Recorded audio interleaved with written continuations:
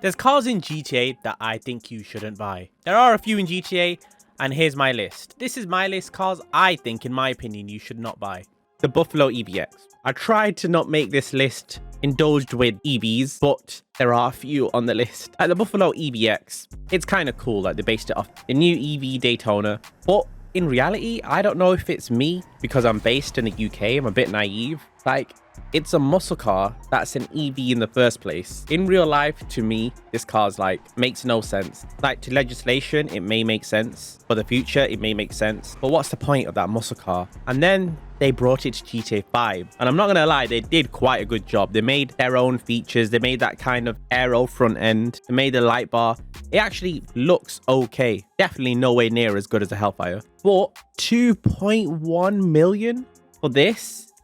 Why are we spending 2.1 million for this? Like, it's still in the muscle cars category, so it has the option to wheelie, but it can't wheelie. It can't wheelie. I'm still to find someone that can actually wheelie this, even for a few seconds. And really, the modifications don't suit the vehicle. I guess it's hard to kind of make modifications to suit this vehicle. Oh, did I forget to mention the 1.4 additional million that you have to spend on HSW, bringing the car to 3.5 million, and that's before you've added the HSW upgrades, before you've added the engine upgrades. So this car is reaching 4 million.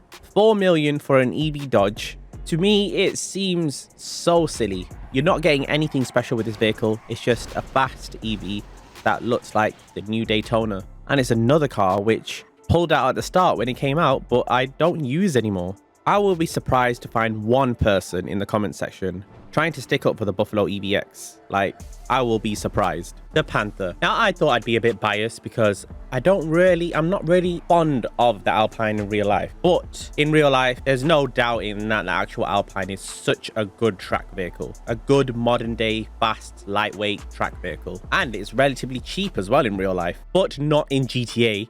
Of course. How does this car cost 2.1 million? 2.17 million. That is outrageous for this car. For a budget, lightweight track car in real life, 2.17 million. I do think from the back, it does look great. And that's where my compliments stop. I don't want to slate the car too much just in case one of you guys like it. But this car, which is supposed to be good around track, you'd think, okay, they're pricing it at 2.17 million because they're making it a bit realistic and they're going to make it a really good track car. No, it's just an average track car. It comes 65th at the time Bruffy recorded its lap time. It's 65th in sports. When I watched that video, I was like, okay, it's not just my driving skills that's bad. This car is not the best of handling. I thought that's what it was going to be good for. I thought spending 2.1 million and its only real attraction in real life to me would translate in the game, but it didn't. I found it so disappointing and I'm still disappointed. Like, it kind of did a bit boil my blood when I was making this video.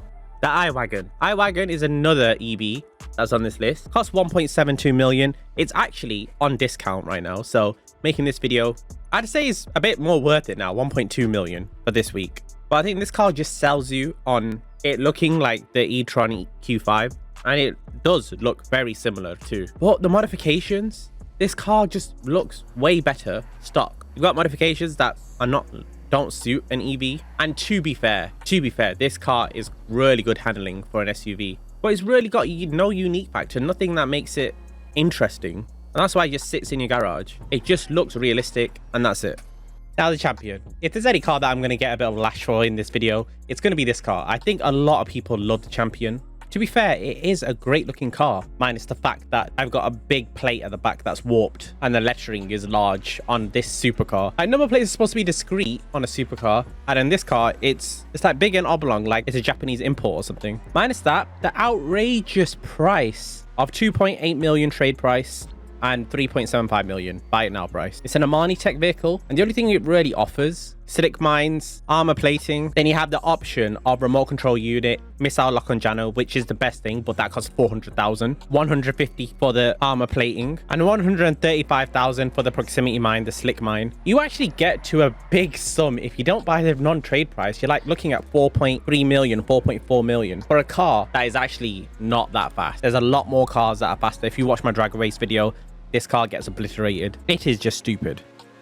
The taxi. So many people were waiting for this little drip feed where the taxi would come out and the taxi missions, and you thought it was such a big thing. Come to realize you have to spend 487,000 on a taxi, which the taxi then is not customizable. Like, you can't actually customize this taxi. You can put some nice wheels on it. You can do taxi missions, like, amazing, great. But you could literally just borrow a taxi anyway. You still have to call Pegasus for this vehicle. You can't store it in your garage. You have to call Pegasus and then drive to the location anyway. And then after that, Rockstar, I mean, this is not the taxi's fault. But then Rockstar made it so the Broadway and the Eudora, if you equipped the taxi livery, not on the same day the taxi came out, because if they did it on the same day the taxi came out, not many people would buy the taxi. But the Broadway and the Eudora could now, later on, do taxi missions. The same way the taxi does, it can now do taxi missions. You don't need a taxi, you just need a livery. So now what's the point of this taxi? Minus the roleplay experience. But even if you wanted to roleplay, you can literally just call the taxi service on your phone and then steal a taxi instead of going all the way to wherever Pegasus dropped it off. It's stupid.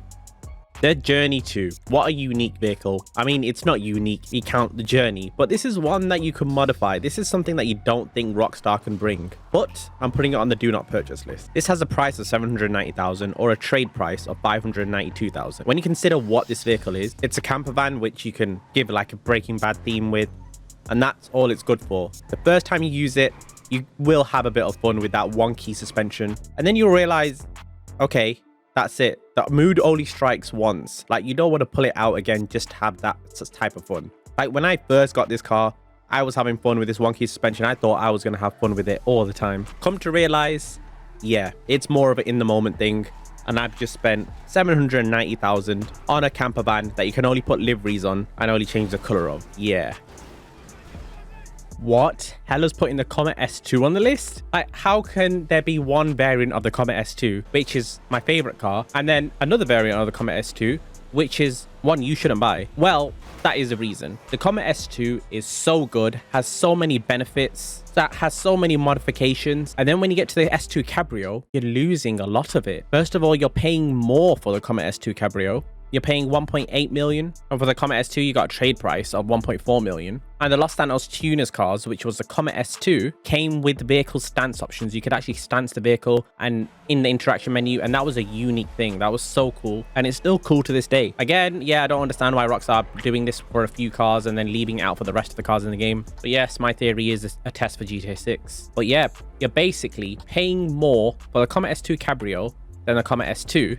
For less modifications, for no vehicle stance option, being able to make less variants because of the modifications, or because you've got a drop top. I think whilst the Comet S2 is present, you should not buy the Comet S2 Cabrio. Like, I would rather buy 3 Comet S2s before I buy a Cabrio. Now, when the new Surfer came out as a new vehicle, and it was called the Surfer Custom, you'd think with the Surfer Custom name, you'd get a variety of new upgrades, even though it wouldn't make sense. Maybe hydraulic, maybe it's updated, maybe interiors like got a new revamp. No, you get none of that. You get opened up windows at the front. Open up windows that are not really opened up windows as well. They're just add-ons to the car or the bus. This was crazy. I was spending 590,000 non-trade price to buy a Surfer Custom, which I could modify. You're probably thinking, hello, why are you complaining about that? Well, they literally could have just allowed you to get the free Surfer Custom that you can find in GTA, or it costs next to nothing. They could have just added the upgrades to that. They could have literally just added, like they did with the Turismo R, like they did with the Schwarzer. They could have just made a little update where you could actually modify the normal Surfer, not bring out a totally new one that's called Surfer Custom. But then when you buy it, you'd realize there's nothing custom about it. You could just add new modifications on. Oh, sorry, how arrogant of me. I forgot the front flip-up windows. They did add that. The Gauntlet Interceptor. Now, such a cool idea that they brought into GTA 5. And seeing this in GTA 6 makes you want it even more. I'm hoping this can be transferred somehow into GTA 6. Because this cost 5.4 million. Non-trade price, it cost 5.4 million. Like, I think it's a slap in the face for Rockstar. Like, this is a clear point they're putting across. Cars that people want, we're going to make stupidly expensive. It might not be worth it. We're going to make stupidly expensive because we know they're in demand. Now, it's such a cool feature. I just feel like the model's already made and it's going to be in GTA 6 anyway. So they just brought it into GTA 5. And, you know, you can't put it in LSC. It's not got the code in the game to just put it into LSC because it comes in the emergencies class. So you have to go to any other alternative than LSC, even though you're paying 5.4 million. I know it's a bit of a hefty figure to not go into LSC. Come on, Rockstar, this car is a joke. Like, everybody wanted it, so you added these stupid limitations. Some poor person is going to grind to 5.4 million actually trade price. That's convenient. It's only 4 million on trade. I'm gonna grind to get this car. Like, it's stupid, it's silly, and they can't even go into LSC. Cool car nevertheless, but for a vehicle that's already in the game, a Hellfire, and then they added all these modification options to the Hellfire to make it a police car and charge 5.4 million or 4 million trade price is absurd. It's still absurd. Maybe it's not soaked in yet, like how crazy Rockstar could be. Yeah. As you can probably tell, I didn't really add weaponized vehicles or special vehicles on the list. I do feel like when it comes to videos like this, that's what people focus on, and they don't focus on the more ordinary cars. But yeah, if you did enjoy this video, please do leave a like and subscribe if you've not already. Thank you so much for watching. Hopefully you enjoyed. See you in the next one.